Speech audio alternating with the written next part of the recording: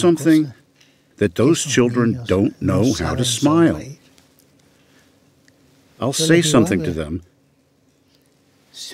Que pensez-vous d'une Église humaine qui tend la main aux pauvres? Demain, 5 cardinaux entameront le processus solennel et secret de l'élection du prochain pape. Mais juste avant cet événement important, le pape François a surpris tout le monde en révélant une vérité sur le cardinal Louis Tagle. Pourquoi le pape a-t-il choisi ce moment pour faire une annonce choquante? Comment cela affectera-t-il la position de l'Église dans l'arène internationale? Explorons les développements dramatiques dans la vidéo d'aujourd'hui. Le pape François et le cardinal Louis Tagle. Le pape François et le cardinal Louis Tagle entretiennent une relation de loyauté complexe. Ces loyautés sont fondées sur des croyances similaires, une estime mutuelle et la poursuite d'un chemin de régénération pour l'Église catholique. En tant que pape, le cardinal Tagle est une source d'inspiration pour les mêmes principes. Il est simple, aimable et accueillant, et il a une profonde conscience des besoins des gens. Le message que François souhaite transmettre aux humbles et atteindre les gens, simples est incarné par ce que Tagle a accompli à Manille avant de devenir cardinal. Depuis le début de son pontificat, François a la vision d'une église pour les pauvres. Et l'action de Tagle répond à cet objectif. Le pape, qui a été profondément marqué par Tagle, croit beaucoup au pouvoir du clergé, non seulement en raison de sa capacité à prononcer des discours inspirants, mais aussi en raison de sa capacité à prendre des mesures concrètes. La nature de leur partenariat ne se limite pas à une simple collaboration. Elle représente plutôt une vision commune d'une Église contemporaine, proche de la communauté et prête à s'adapter à des circonstances changeantes. La relation entre les deux personnes a atteint son apogée en 2019, lorsque M. Tagle a été choisi pour occuper le poste de préfet de la Congrégation pour l'évangélisation des peuples, poste de grande importance au sein de l'Église. Celui-ci est parfois appelé le pape rouge, en raison de la vaste sphère d'influence qu'il possède. En tant que titulaire de cette fonction, le cardinal Luis Antonio Tagle est investi du pouvoir de superviser les efforts missionnaires dans le monde entier, en particulier dans les pays en développement d'Asie, d'Afrique et d'Amérique latine. Non seulement cette nomination témoigne de la foi du pape en moi, Tagle, mais elle transmet également un message fort concernant la voie que l'Église catholique est susceptible d'emprunter à l'avenir. En confiant à M. Tagle ce poste important, le pape François a donné l'impression qu'il lui confiait la responsabilité de faire progresser le travail des missionnaires catholiques. L'évangélisation ne consiste plus seulement à diffuser la religion dans un monde de plus en plus instable et rempli de nombreuses préoccupations sociales, politiques et religieuses, mais aussi à former une communauté aimante et cohésive qui lutte ensemble contre les obstacles. En outre, leur relation ne se limite pas au domaine des affaires. Ils partagent une idéologie, un style de leadership et une attitude à l'égard des questions relatives à l'Église unie. Ces deux dirigeants mettent davantage l'accent sur l'importance de la compassion que sur celle d'une doctrine rigoureuse, sur la communication plutôt que sur la confrontation, et sur l'action directe plutôt que sur les paroles creuses. La façon dont ils sont confrontés aux critiques des factions conservatrices de l'Église qui s'inquiètent des réformes que le pape François tente de mettre en œuvre en est une preuve évidente. D'un autre côté, le cardinal Tagle et lui-même continue de défendre sans relâche l'idée que l'Église doit être accueillante pour tous les secteurs de la société, en particulier pour ceux qui sont économiquement défavorisés et marginalisés. Par exemple, après le typhon Haiyan en 2013, la réaction rapide de Tagle et sa compassion pour les victimes ont fait de lui un symbole de l'Église de la miséricorde que le pape François n'a cessé de mettre en avant. Il s'agit là d'un exemple parfait. Tagle n'est pas seulement un philanthrope généreux, c'est aussi un théologien sophistiqué. Il adopte une approche holistique du travail missionnaire, qui comprend non seulement la diffusion de la religion chrétienne, mais aussi la promotion des progrès culturels, éducatifs et humanitaires au sein de la société. Comme l'a déclaré le pape François à plusieurs reprises, l'Église ne peut pas continuer à fonctionner selon un paradigme clérical. Elle doit plutôt se transformer en une organisation plus accessible aux personnes qui ont été oubliées et abandonnées dans le monde entier. Parce que Tagle est une manifestation de cet esprit, il n'est pas surprenant qu'il soit considéré comme l'une des personnes les plus importantes pour l'avenir de l'Église. Plusieurs remarques faites par le pape François ces derniers temps ont de nouveau soulevé la question de la position et de l'avenir du cardinal Tagle au sein de la structure de pouvoir du Vatican. La relation étroite qui existe entre les deux hommes et le travail qu'ils ont accompli ensemble donnent l'impression qu'une voie a été tracée, même s'il n'y a pas eu de déclaration formelle selon laquelle Tagle pourrait occuper un poste plus élevé à l'avenir. Le cardinal Tagle est-il l'homme qui poursuivra l'œuvre réformatrice de François et conduira l'Église vers l'avenir? Son élévation est-elle le signe d'un changement révolutionnaire dans le mode de fonctionnement de l'Église? D'un humble prêtre de Manille à l'une des figures les plus puissantes du Vatican, le cardinal Luis Tagle est un personnage inspirant dont le parcours a été et continue d'être marqué par l'histoire de l'Église catholique. Cardinal Luis Tagle. Le cardinal Luis Antonio Tagle, né aux Philippines en 1957, a connu un parcours éclairant depuis son enfance jusqu'à devenir l'une des personnalités les plus influentes de l'Église catholique. Son parcours a commencé dès sa naissance. Dès son plus jeune âge, il a fait preuve d'une connaissance et d'une attention remarquables à l'égard des autres. Élevé dans un foyer très attaché à la foi catholique, il a rapidement acquis un profond intérêt pour la théologie et un vif désir de se mettre au service de la communauté. Pour lui, il ne s'agissait pas simplement d'une profession, mais plutôt d'un but, d'un dévouement spirituel pour aider les moins fortunés et les opprimés. Tagle a entamé une période charnière de sa carrière de dirigeant en 2011, lorsqu'il a été nommé archevêque de Manille. Ce fut un moment important dans sa carrière. L'attitude humanitaire qu'il a adoptée l'a aidé à gagner une réputation de réformateur, en plus des principes progressistes qu'il a défendus. Parce que l'Église catholique est confrontée à une multitude de problèmes, notamment en ce qui concerne son implication dans la communauté et les préoccupations sociales contemporaines. Tagle a lancé une nouvelle vague qui met l'accent sur l'importance de la compassion, de la conversation et de l'humilité. Son engagement sans faille lui a valu d'être apprécié non seulement par les fidèles des Philippines, mais aussi par les fidèles de la communauté catholique à travers le monde. Sa réputation de figure d'espoir et de justice a été particulièrement saluée par les travailleurs philippins employés à l'étranger. En tant que chef de l'un des plus grands diocèses catholiques du monde, la difficulté à laquelle il est confronté n'est pas anodine. Il doit trouver un équilibre entre le maintien des traditions de l'Église et la défense des réformes nécessaires qui aideront l'Église à s'adapter aux nouvelles circonstances. Tagle se distingue par sa franchise, son authenticité et sa capacité à établir des liens profonds avec les autres. Même s'il n'est pas séduit par le pouvoir ou l'argent, il s'attache constamment à servir et à protéger les personnes vulnérables. Non seulement ses enseignements sont solides sur le plan académique, mais ils sont aussi profondément personnels et ont le pouvoir de toucher le cœur de millions de personnes. De ce fait, il est devenu une personne appréciée et respectée, au point que de nombreuses personnes l'ont appelé le François d'Asie. Il s'agit là d'un parallèle significatif avec le pape François, avec lequel il entretient des liens étroits et qui partage bon nombre des mêmes idéaux. Sa renommée internationale grandissante reflète le fait qu'il a été promu à des postes importants au sein de l'Église. En tant que président de Caritas Internationalis, une organisation catholique présente dans 50 pays, Tagle a fait preuve d'un leadership exceptionnel dans la lutte contre la pauvreté, la protection de l'environnement et l'aide aux personnes touchées par des catastrophes naturelles.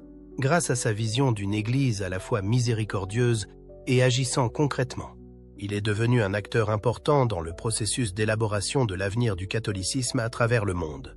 En 2019, le pape François l'a nommé au poste de préfet de la Congrégation pour l'évangélisation des peuples, qui est considéré comme l'un des postes les plus importants au sein du Vatican. Il s'agit de l'accomplissement le plus important de sa vie professionnelle. En tant que responsable des activités missionnaires dans le monde entier, ce poste est parfois appelé le pape rouge. L'objectif plus large d'accroître l'influence de l'Église catholique dans les nations émergentes, telles que l'Asie, l'Afrique et l'Amérique latine se reflète dans l'adoption de ce rôle par Tagle, qui représente non seulement la foi totale et absolue du pape en Tagle, mais aussi la confiance absolue du pape en Tagle. C'est à Tagle qu'est confiée la responsabilité de diriger l'expansion du catholicisme dans ces territoires, qui sont appelés à devenir le centre du catholicisme au cours du siècle à venir. Tagle n'est pas seulement un dirigeant exceptionnel, c'est aussi un diplomate accompli. Il est constamment à la recherche de solutions pour combler le fossé entre les différentes cultures et accorde une grande importance à la diversité culturelle.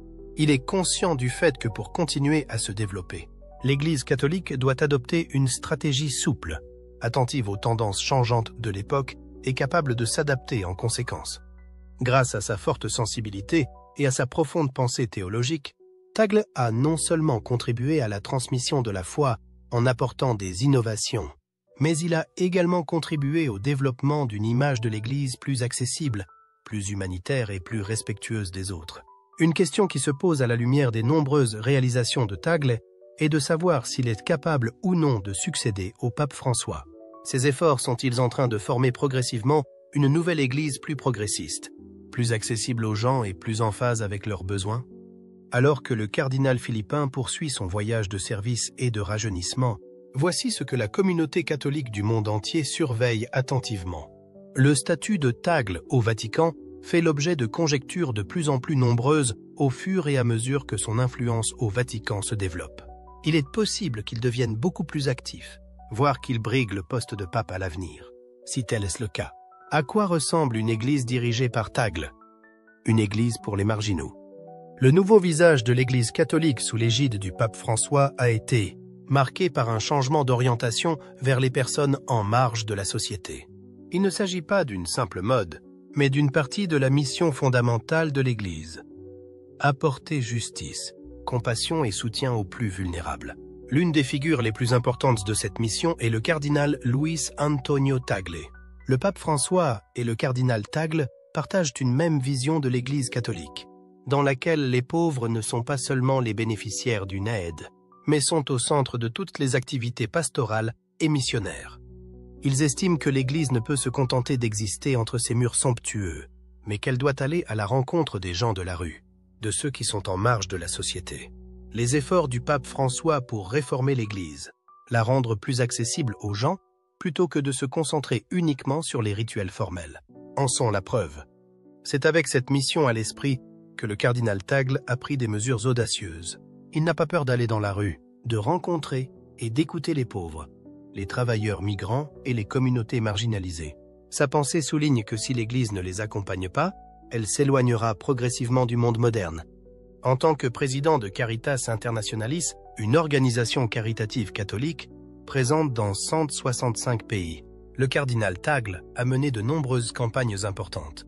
Il a supervisé des programmes visant à lutter contre la pauvreté, à fournir un abri aux réfugiés et à relever des défis majeurs tels que le changement climatique et les pandémies. Sous sa direction, Caritas est passé d'une simple organisation caritative à une plateforme de promotion de la justice sociale, de protection des droits de l'homme et de soutien aux communautés touchées par les catastrophes naturelles et les guerres. Outre l'aide humanitaire, Tagle a également œuvré en faveur d'un changement de politique au niveau mondial. Il s'est exprimé sur des questions telles que l'inégalité économique, l'exploitation des travailleurs et les droits des migrants. Dans ses discours lors de forums internationaux, il a toujours insisté sur le fait que la charité ne consiste pas seulement à aider ceux qui souffrent, mais aussi à changer les structures sociales afin d'enrayer l'injustice à la racine. L'une des philosophies les plus importantes sur laquelle le cardinal Tagle a toujours mis l'accent est celle de l'écoute. Il estime que ce n'est qu'en écoutant que les gens peuvent vraiment se comprendre, et que ce n'est que par la compréhension que l'amour et la compassion peuvent être construits.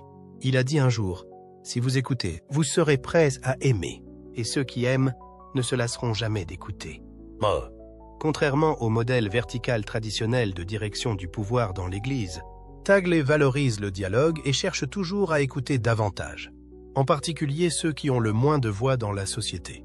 C'est aussi l'une des raisons pour lesquelles il est devenu l'une des figures les plus aimées de l'Église catholique mondiale. Cependant, le fait de trop se concentrer sur les questions sociales n'est pas sans susciter des critiques. Certains conservateurs de l'Église craignent que l'accent mis sur des questions telles que la pauvreté, les inégalités et le changement climatique n'éclipsent les enseignements catholiques traditionnels. Ils estiment que l'Église devrait se concentrer davantage sur la défense des valeurs spirituelles plutôt que de trop s'impliquer dans la politique et les mouvements sociaux. Mais le pape François et le cardinal Tagle restent fermes. Ils sont convaincus que si l'Église n'aborde pas ces questions, elle perdra sa pertinence dans un monde en mutation. Ils comprennent que la foi ne se limite pas aux rituels de l'Église, mais qu'elle se traduit aussi par des actes d'amour dans la vie de tous les jours. Au-delà de l'aide aux pauvres, M. Tagle est également un fervent partisan des relations interconfessionnelles. Il estime que le dialogue avec les autres religions permet non seulement d'améliorer la compréhension mutuelle, mais qu'il est aussi un moyen pour l'Église d'atteindre un monde de plus en plus diversifié. Ces efforts pour établir des liens avec d'autres chefs religieux ont contribué à donner une image plus ouverte de l'Église catholique, où la tolérance et la solidarité sont au premier plan. Cela est particulièrement important dans le contexte actuel, où les conflits religieux et culturels restent un problème majeur dans le monde.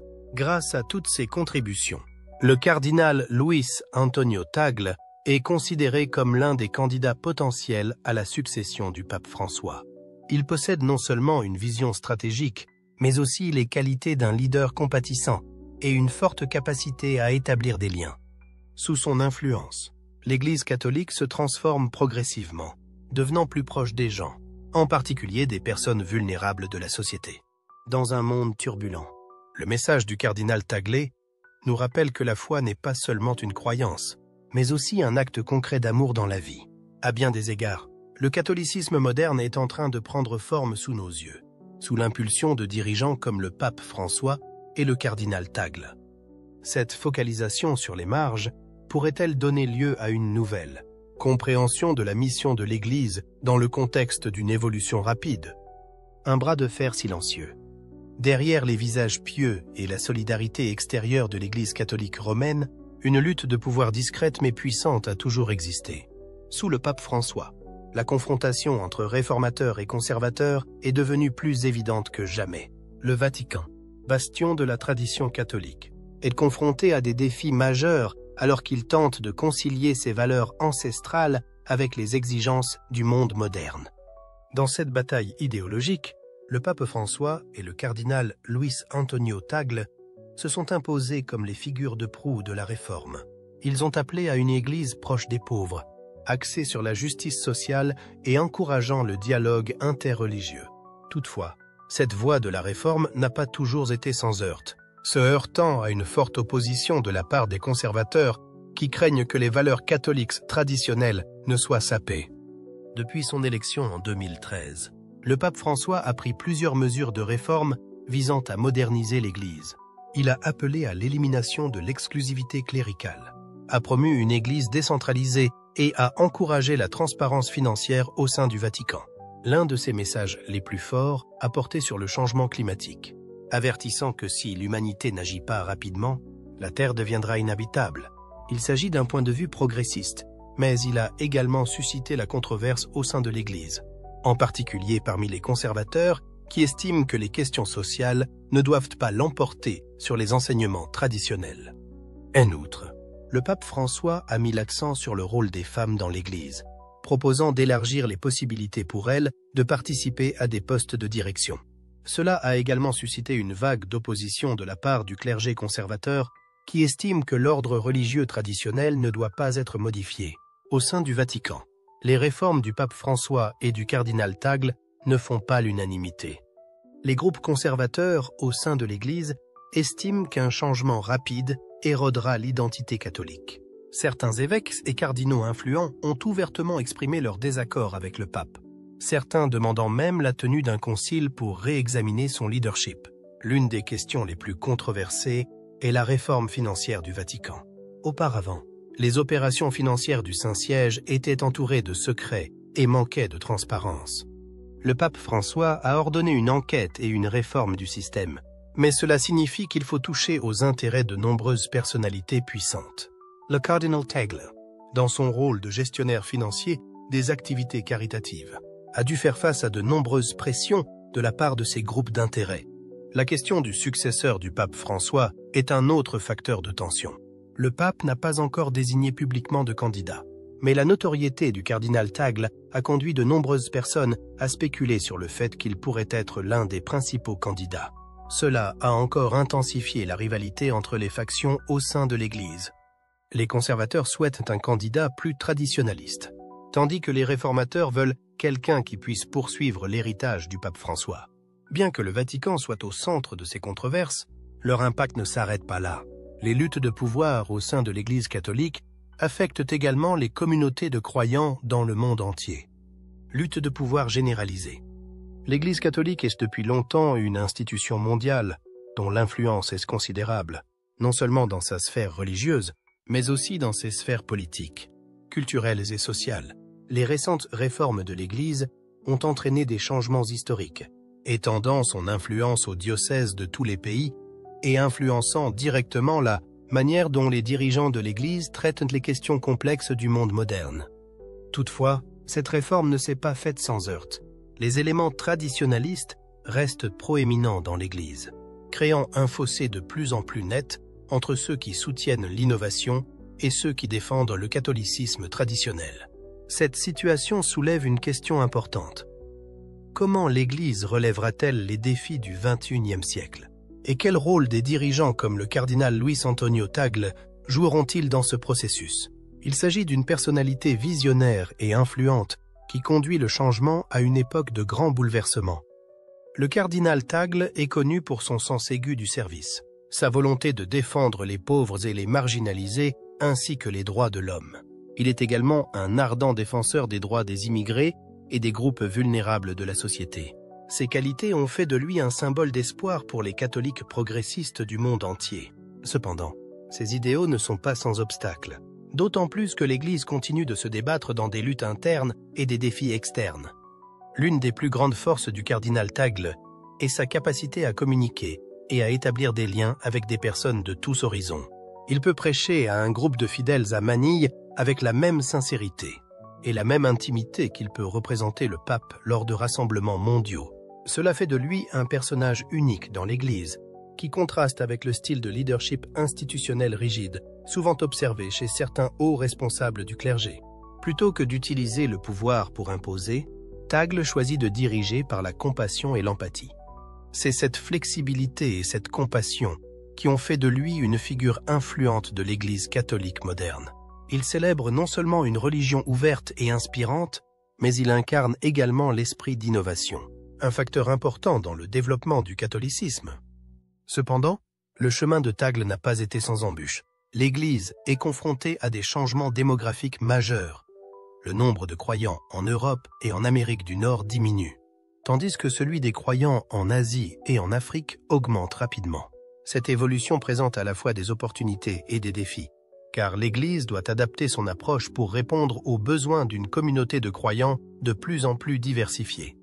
Originaire des Philippines, pays qui compte la plus grande population catholique d'Asie, Tagle a un grand avantage pour ce qui est de comprendre les nuances culturelles des régions en développement. Il n'est pas seulement un éminent représentant de l'Église en Asie, mais il est aussi largement reconnu dans les cultures non occidentales. Cela fait de lui un pont important entre la tradition et la modernité dans l'Église. Outre son rôle de chef religieux, le cardinal Tagle est également une voix importante sur des questions mondiales telles que le dialogue interreligieux et le changement climatique. Lors du sommet de Paris sur le climat, il a mis l'accent sur les principes de justice et d'égalité, appelant l'Église à jouer un rôle plus important dans la protection de l'environnement. Ces activités ont renforcé son image de leader visionnaire, toujours prêt à collaborer avec le monde moderne pour résoudre des problèmes urgents. Le parcours du cardinal Luis Tagle au sein de l'Église catholique est loin d'être terminé, mais son héritage a déjà eu un impact profond.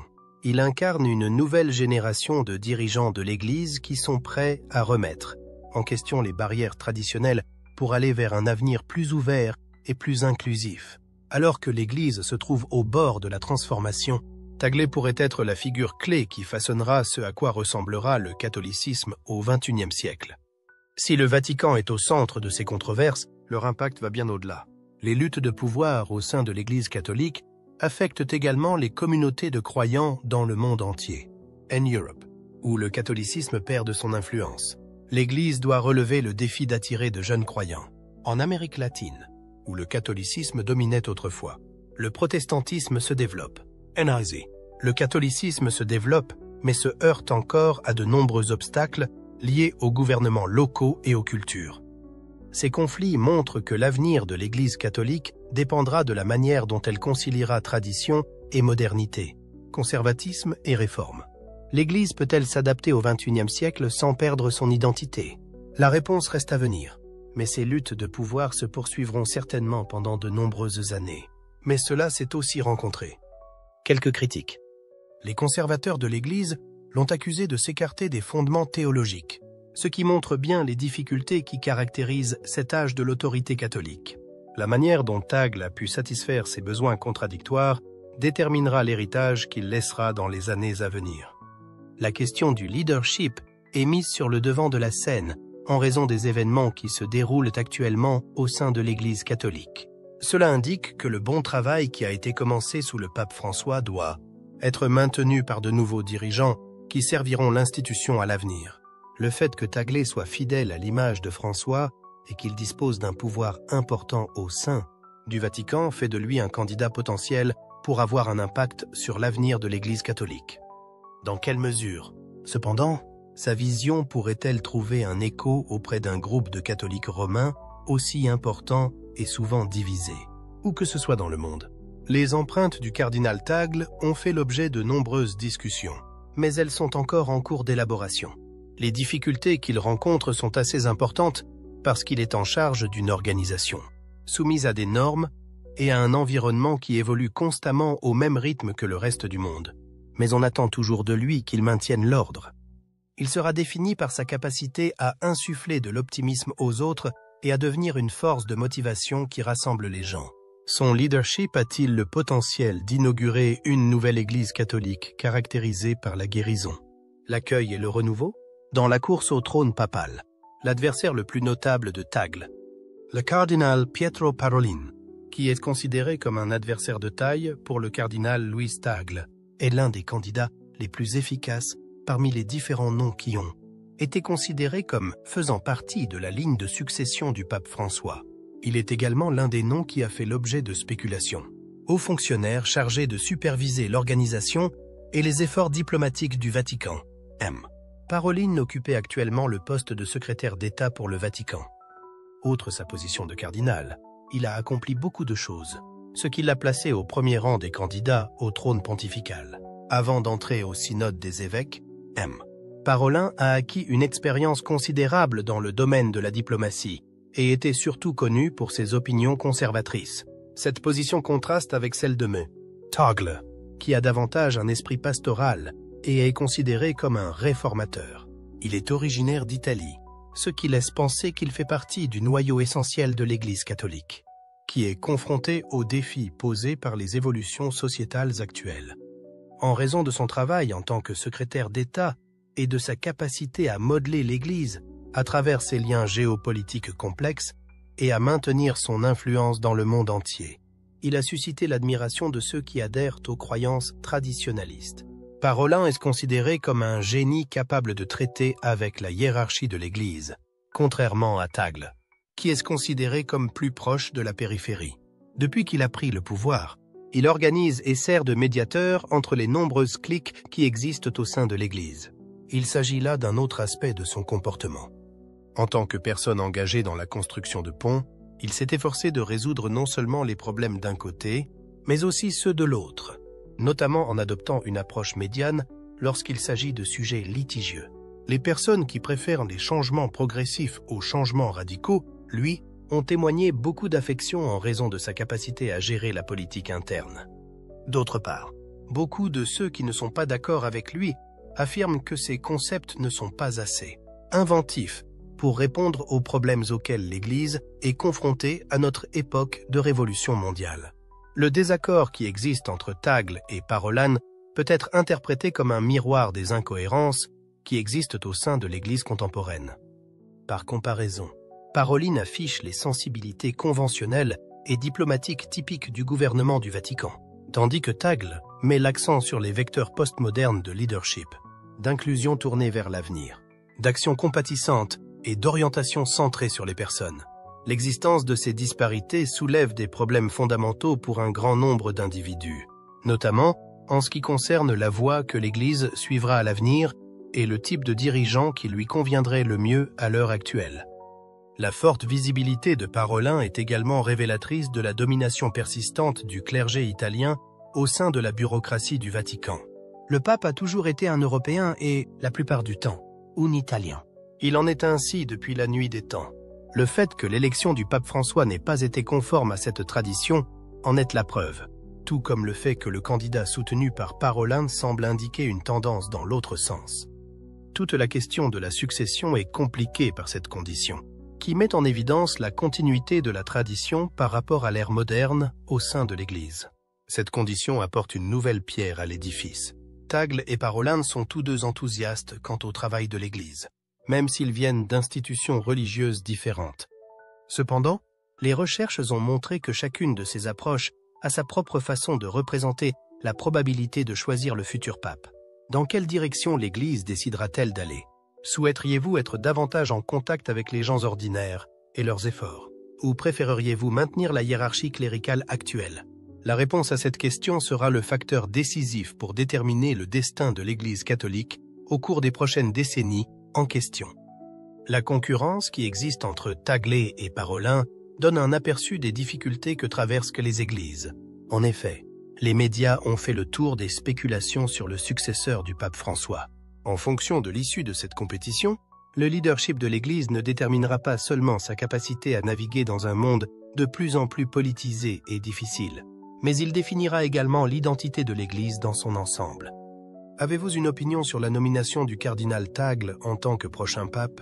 De plus, qui, selon vous, a le plus de potentiel pour monter sur le trône du pape? Veuillez partager vos pensées dans la section des commentaires ci-dessous. Nous serions ravis de vous entendre. Et n'oubliez pas d'aimer la vidéo et de vous abonner à la chaîne pour des mises à jour plus intéressantes. Merci, et à bientôt dans les prochaines vidéos.